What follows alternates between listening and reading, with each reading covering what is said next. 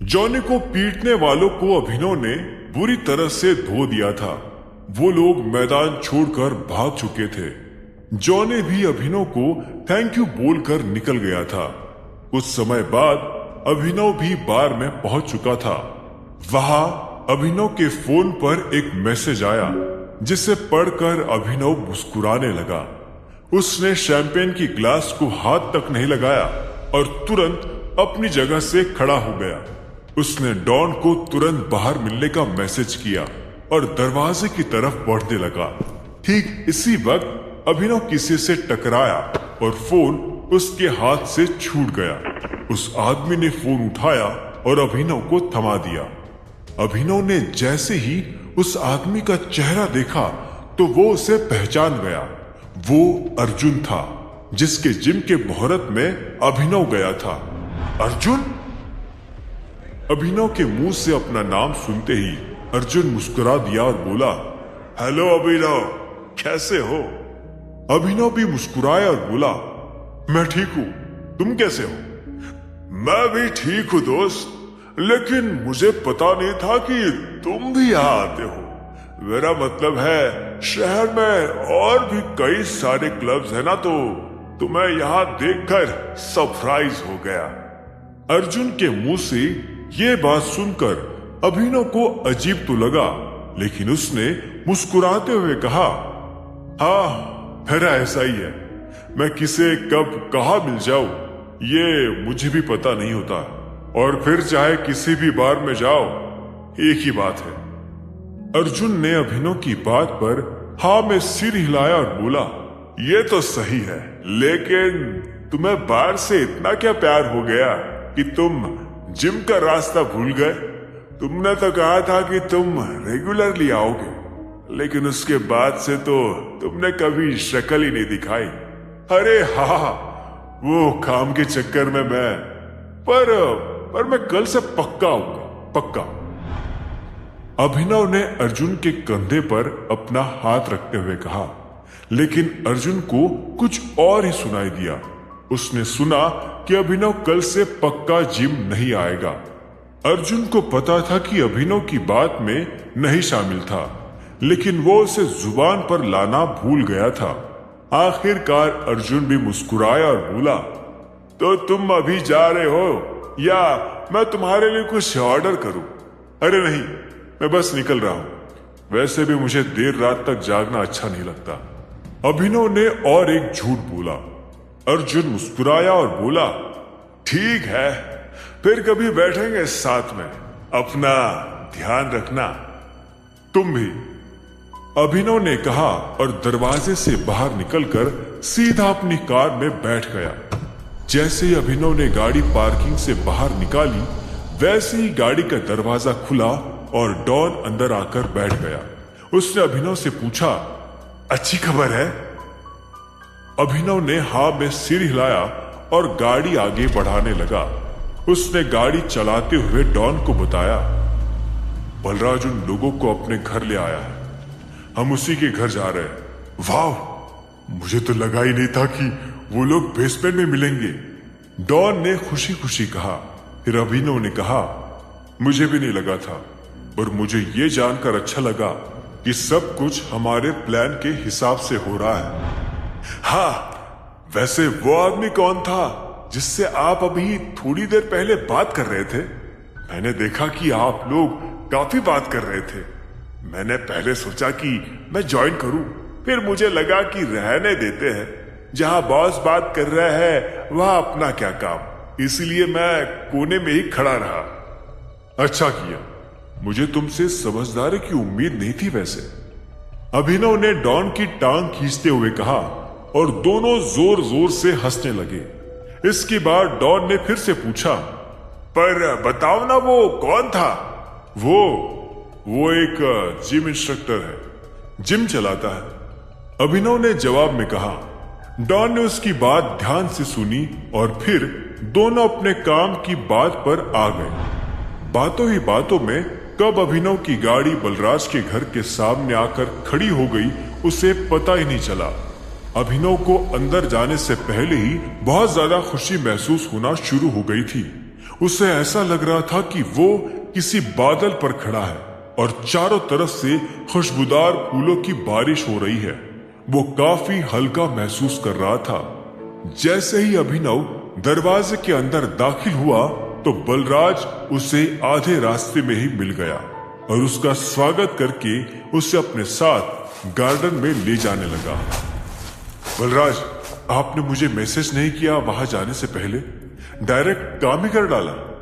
अभिनव ने थोड़ा हैरान होते हुए पूछा, हालांकि वो अब भी बलराज से काफी खुश था। मैसेज इसलिए नहीं किया क्योंकि ऐसे छोटे मोटे मसलों को तो ये बलराज ही निपटा सकता है, उसमें टाइगर को तकलीफ क्यों देना। और फिर भी तुम आना चाहते थे, इसलिए मैंने काम खत्म हो जाने के बाद ही मैसेज डाला। तो एक तरीके से मैंने टाइगर के भी ऑर्डर का पालन किया, नहीं? अभिनव उसकी चालाकी देखकर थोड़ा मुस्कुराया। उसे अंदर ही अंदर गर्व भी हो रहा था कि उसके ग्रुप के मेंबर्स कितनी परफेक्शन से अपना काम खत्म किया करते थे। उसके पिता ने वाकई सही लोगों को चुना था। टाइगर को शिकायत करना शुरू ना कर दे, इसीलिए बलराज ने भी तुरंत ही बात को थोड़ा घुमाने की कोशिश की। आज रात उन लोगों पर अटैक करने का प्लान सबसे बेस्ट था। अरबाज ने वहां कुछ गार्ड्स को खड़ा कर रखा था जिनसे निपटना अपने लिए बच्चों का खेल था, बलराज ने अभिनव से कहा। उसकी बात सुनकर अभिनव मुस्कुराया और बोला, थैंक यू, मैं कितना खुश हूं आपको बता नहीं सकता। बलराज को अभिनव की खुशी उसकी आंखों में साफ दिखाई दे रही थी। ऐसे में उसने कहा, मुझे भी इस बात की बहुत खुशी है कि मैं तुम्हारी मदद कर पाया। अभिनव ने बलराज से नजर हटाई और उस गार्डन की तरफ देखने लगा जहां पर बच्चे खेल रहे थे। उसने कुछ देर तक उन बच्चों को देखा और उसके बाद इधर उधर देखने लगा। अभिनव को कुछ शक हुआ। उसने बलराज की ओर देखा और पूछा, ये तो सब बच्चे हैं, महिलाएं और बड़े बुजुर्ग कहाँ हैं? महिलाएं, बड़े बुजुर्ग, किस बारे में बात कर रहे हो? मुझे तो वहां बस ये 5 बच्चे ही मिले थे, बलराज ने जवाब दिया। महिलाओं से मेरा मतलब है इन बच्चों की माएं। वहां आपको निहारिका भी तो मिली होगी, अभिनव ने कहा। अभिनव की बात सुनकर बलराज और ज्यादा कंफ्यूज हो गया। उसने ना में सिर हिलाते हुए कहा, नहीं अभिनव, वहां तो कोई मां नहीं थी और ना ही कोई निहारिका नाम की लड़की थी। बलराज के मुंह से ये बात सुनते ही अभिनव हैरान हो गया था।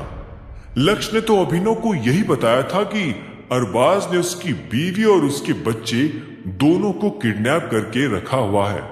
अब ऐसे में अगर निहारिका अरबाज के घर में नहीं थी तो वो कहीं और थी। अब अभिनव के लिए नई परेशानी ये खड़ी हो गई थी कि उसे नहीं पता था कि निहारिका कहाँ थी। उसे एक डर ये भी लग रहा था कि कहीं निहारिका को अरबाज ने जान से ना मार दिया हो। अभिनव मन ही मन बस उसके जिंदा होने की उम्मीद कर रहा था।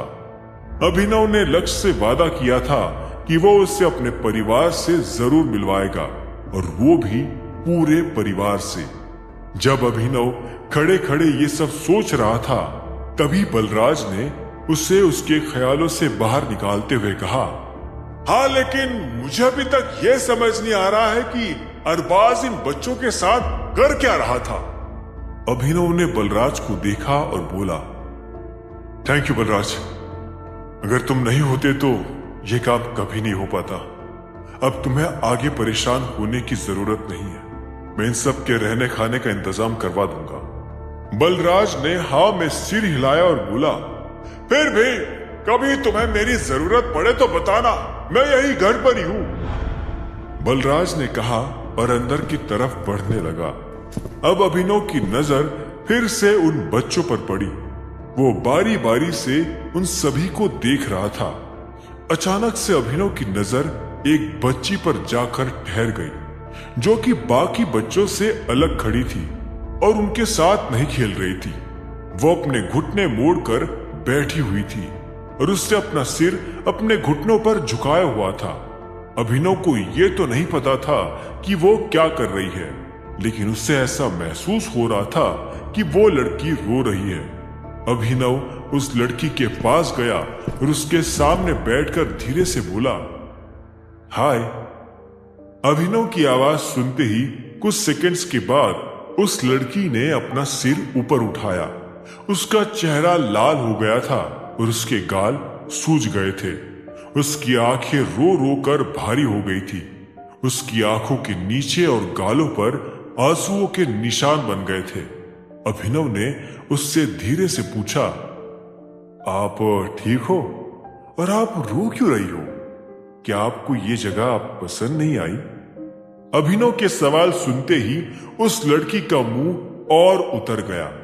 उसे देखकर ऐसा लग रहा था जैसे वो फिर से फटकर रो देने वाली थी, लेकिन उसने ऐसा किया नहीं। उसने अभिनव के सामने अपने आंसुओं को रोक कर रखा और धीरे से बोली, मेरी मम्मा, मैं अपनी मम्मा के पास जाना चाहती हूँ, उनसे मिलना चाहती हूँ। उसकी आवाज बहुत सौम्य थी और उसे सुनकर यह भी समझ आ रहा था कि वो काफी देर से रोई जा रही थी। अभिनव ने उसे एक पल के लिए ध्यान से देखा और उसे ऐसा लगा कि ये लड़की और कोई नहीं बल्कि बिंदु है। तुम्हारा नाम क्या है? बिंदु, उस लड़की ने कहा। अभिनव ने मुस्कुराते हुए जवाब दिया, मुझे लग ही रहा था, लेकिन तुम चिंता मत करो बिंदु, मैं उन्हें बचा लूंगा। मैं बिंदु को उसकी मम्मा से मिलवाऊंगा। बिंदु ने अभिनव की पूरी बात ध्यान से सुनी और फिर ना में सिर हिलाते हुए बोली, आप नहीं बचा पाओगे। मैंने सुना है कि वो अब कभी वापस नहीं आ पाएंगी। ये सुनते ही अभिनव की त्योरियत चढ़ गई और उसने पूछा, तुमने सुना है? क्या सुना है? तुम्हें पता है मम्मा कहाँ है? बिंदु ने तुरंत हाँ में सिर हिलाया और बोली, वो एस्कॉर्ट में चली गई है। मैंने सुना था कि जो भी एक बार एस्कॉर्ट में जाता है वो कभी लौटकर नहीं आ पाता। मम्मा भी हमेशा के लिए वही रह जाएंगी और मैं अनाथ हो जाऊंगी। बिंदु ने कहा और इस बार ये सब कहते हुए वो अपने आंसू को रोक नहीं पाई। उसके आंसू फिर से बहने लगे थे। अभिनव ने बिंदु का हाथ पकड़ा और उसे गले लगा लिया। उस लड़की के दिल पर क्या बीत रही थी, अभिनव ये अच्छे से महसूस कर पा रहा था। प्लीज तुम रो मत, ठीक है? सब ठीक हो जाएगा। अभिनव ने बिंदु को पुचकारते हुए कहा और उसके सिर पर से हाथ फेरने लगा। जब बिंदु थोड़ा शांत हुई तो अभिनव ने पूछा, वैसे तुमने ये सब कहाँ सुना था? उन आदमियों से। मैंने उनसे पूछा और उन्होंने बताया कि मेरे पापा अपनी जान बचाने के लिए भाग गए और मेरी मम्मा ने मुझे इन लोगों के साथ छोड़ने का डिसीजन ले लिया। बिंदु की बात सुनकर अभिनव फिर से हैरान हो गया। वो लड़की काफी बोल्ड और इंटेलिजेंट थी। उसकी उम्र और उसकी समझ में जमीन आसमान का अंतर था। अभिनव ने बिंदु के सिर पर से हाथ फेरते हुए कहा, बिंदु, तुम्हारे पापा भागे नहीं थे। मैंने आज ही उनसे बात की थी और उनके कहने पर ही तुम्हें उस जगह से बचाकर यहां लाया गया है, जहां पहले जिस जगह पर तुम्हें कैद करके रखा हुआ था। ये बात सुनते ही बिंदु हैरान हो गई और उसने कहा, वो सच में नहीं भागे थे? अभिनव ने धीरे से ना में अपना सिर हिलाया और बोला, नहीं, बल्कि वो तो तुम्हारा इंतजार कर रहे हैं और वो तुमसे बहुत प्यार करते हैं। बिंदु अब रोना बंद कर चुकी थी। वो बस अब सुबक रही थी। उसने अपना गला साफ किया और बोली, तो अब मैं उनसे कब और कैसे मिल सकती हूँ?